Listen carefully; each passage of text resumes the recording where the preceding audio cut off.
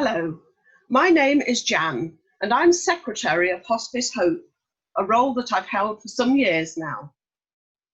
We're all aware that life has changed considerably since the middle of March, when the country was put into lockdown because of the coronavirus that gripped the country.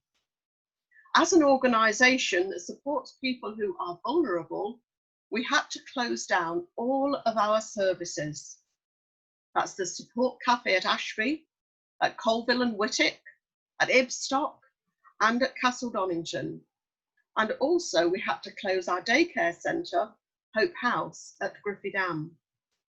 But we didn't want to leave any of our guests without some support. Very early on, a decision was made to ask our cafe leaders and many of our volunteers from all of the services to try and keep in touch with as many of our guests as possible by telephone. That presented quite a challenge, but we have the most wonderful team of volunteers, and they are not fazed by anything at all. And so they set about compiling lists of guests and volunteers and matching them all up so that none of our guests were left alone and without any help. We worked out for shopping, for prescription collection, and other things, as well as telephone calls that are all fairly essential for everyday life. We've also used email correspondence.